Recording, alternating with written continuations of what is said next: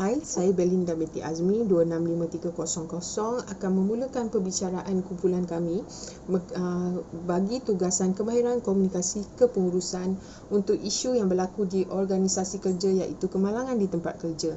Okey, saya mulakan. Isu keselamatan pekerja bukanlah satu isu yang baru, malah ianya berulang kali diingatkan oleh kesemua pihak sama ada kementerian, jabatan keselamatan, pihak pengurusan dan sebagainya. Walau bagaimanapun, isu kemalangan di tempat kerja masih lagi berlaku disebabkan mungkin pekerja sakit, cedera ataupun mati. Okay. Mengikut statistik yang dikeluarkan oleh Jabatan Perangkaan, pada tahun 2020 sahaja, jumlah kemalangan yang berlaku dalam bidang pekerjaan iaitu sebanyak 32,674 kes. Terlalu banyak. Berkhidmat sebagai pegawai yang bekerja di tapak pembinaan, saya menggunakan peluang ini sebagai pelajar untuk melihat kepelbagaian jenis kecederaan yang berlaku di kalangan pekerja kontraktor yang berlaku di tapak projek. Meskipun mereka telah diberikan taklimat keselamatan, peraturan pemakaian keselamatan, mereka dilihat masih lagi tidak mematuhi peraturan yang disenaraikan. Kesan daripada itu, kemalangan yang berlaku ketika kerja tidak dapat diberikan papasan yang sewajarnya, berikutan keengganan pihak pekerja di dalam mematuhi arahan pemakaian yang sewajarnya. Jadi, artikel ini dihasilkan untuk melihat peranan yang seharusnya digalas oleh pihak pengurusan di dalam mengendalikan dan melindungi kaki tangan mereka dari sebarang ancaman. Okey, peranan pengurusan di dalam kawalan kemalangan ketika bekerja. Jikalau dilihat secara umumnya, kebiasaannya sesebuah organisasi telah pun menyediakan langkah keselamatan yang seharusnya menjadi panduan seluruh organisasi. Walau bagaimanapun, keengganan pekerja di dalam mematuhi peraturan dilihat menjadi punca pertama berlakunya kecederaan di tempat kerja.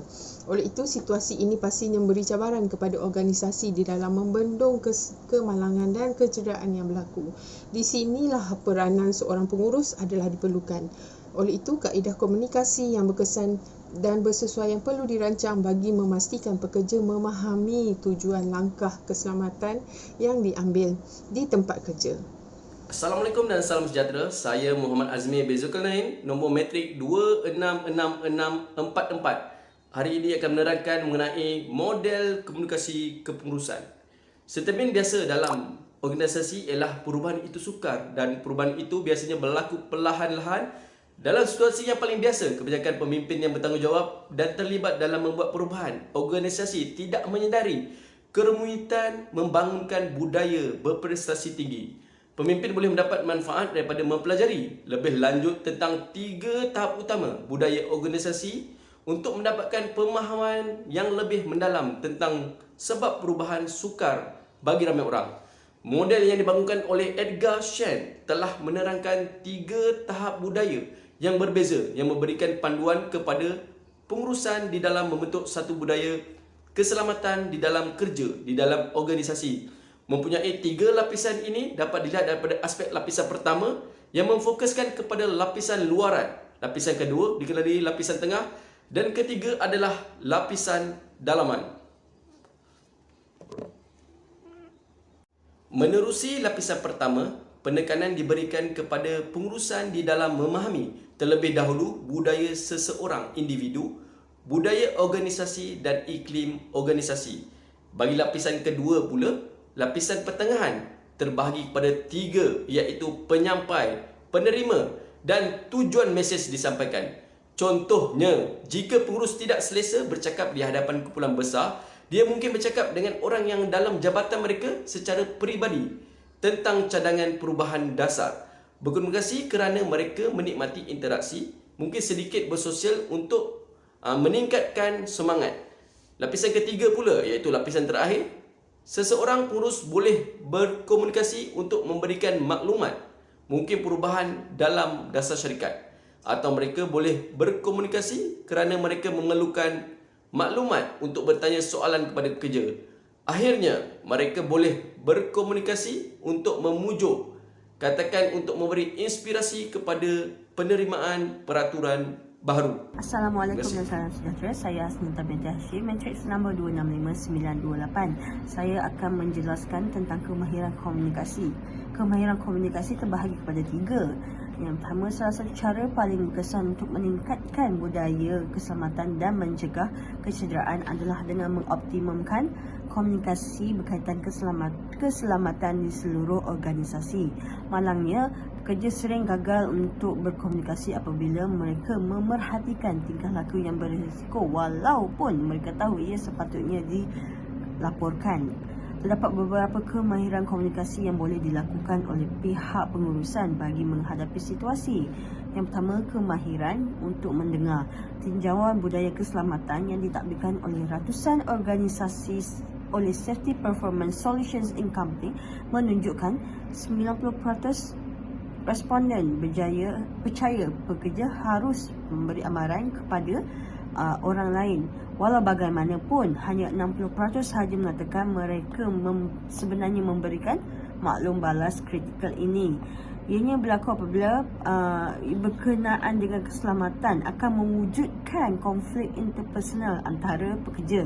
Selain itu, pekerja ini juga sering menyatakan mereka merasa tidak cekap dalam memberikan maklum balas keselamatan atau mereka tidak mahu menghina rakan sekerja yang mempunyai lebih banyak pengalaman daripada mereka sendiri.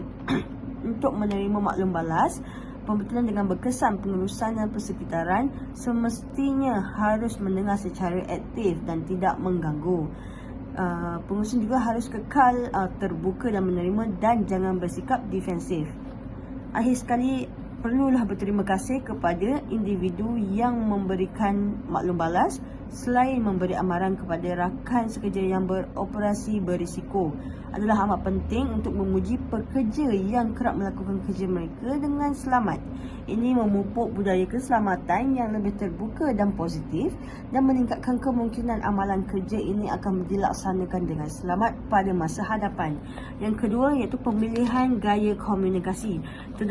Menurut Brownstein 2001 yang mentakrifkan, terdapat 4 gaya komunikasi yang asas, iaitu gaya dominan, pasif, agresif dan juga gaya empatik. 3 gaya yang di atas adalah gaya maladaptif dan menyekat penanaman budaya keselamatan menyeluruh. Dan gaya keempat pula ialah gaya yang bercorak empati, iaitu yang paling ideal dan paling kondusif untuk peningkatan komunikasi dan budaya yang berkesan. Komunikator yang menggunakan gaya empati ini berinteraksi secara berkesan dengan orang lain untuk mengekalkan hubungan jangka masa yang panjang dan juga sihat. Syarikat yang mempunyai komunikator berkemungkinan mempunyai budaya organisasi yang lebih sihat. Komunikasi yang berempati semestinya secara percaya bahawa pendapat peribadi seseorang adalah amat penting dan proses untuk membuat keputusan bukan sahaja hasilnya adalah penting. Mereka berfikir memperoleh input daripada orang lain, meningkatkan semangat dan secara amnya membawa kepada membuat keputusan yang jauh lebih baik. Dan ketiga sekali, itu yang terakhir, kemahiran komunikasi bukan lisan. Ia menunjukkan contoh kepada pekerja. Iaitu, menerusi kemahiran ini, pengurus menjadi panduan kepada pekerjanya. Pekerja perlu tahu bahawa pengurus mereka boleh dipercayai dan akan mengikut apa sahaja yang mereka katakan. Pengurusan boleh mewujudkan kredibiliti dengan hanya menjanjikan perkara yang boleh mereka sampaikan dan mengakui mereka apabila salah. Pekerja juga harus dikreditkan atas sumbangan mereka dan tidak pernah dipandang enteng oleh kerana idea mereka, terutamanya di hadapan pekerja lain ataupun di hadapan individu yang lain. Okey, seterusnya saya serahkan kepada rakan saya. Terima kasih. Assalamualaikum dan salam sejahtera. Saya 265831 Edi Putra bin Muhammad Noor akan menerangkan berkenaan dengan cadangan proses dan strategi komunikasi. Di dalam memastikan keberkesanan komunikasi, terdapat pelbagai kaedah dan strategi yang boleh digunakan oleh pengurusan. Yang pertama, mewujudkan persekitaran komunikasi terbuka. Organisasi mesti bertujuan untuk membangunkan persekitaran komunikasi di mana semua pekerja organisasi bebas untuk berkongsi maklum balas, idea menarik dan juga kritikan terhadap sebarang isu tertentu. Pemimpin organisasi yang bertujuan untuk membangunkan komunikasi terbuka dapat membina kepercayaan dalam diri kerja mereka dan oleh itu cenderung untuk memperolehi hasil yang berjaya. Yang kedua, menggunakan strategi komunikasi inklusif. Strategi komunikasi inklusif ialah strategi di mana semua ahli dijemput untuk menjadi sebahagian daripada keputusan yang diambil oleh syarikat. Keputusan sedemikian adalah berkaitan dengan kerja harian syarikat.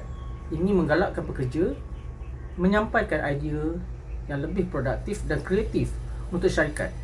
Akibatnya, sumber bakat tidak terhad kepada syarikat. Yang ketiga, memastikan komunikasi firma anda adalah dua hala. Komunikasi tidak boleh salah. Ia adalah proses dua hala yang boleh dibawa sama ada secara menegak atau mendata. Bukan sahaja kaki tangan, malah anggota di peringkat bawahan mesti memegang kuasa untuk memindahkan maklumat kepada kaki tangan kanan masing-masing. Yang keempat, prosedur interaksi mestilah berorientasikan hasil. Komunikasi perniagaan mesti berorientasikan hasil dan fokus pada memperolehi hasil yang bermanfaat kepada organisasi.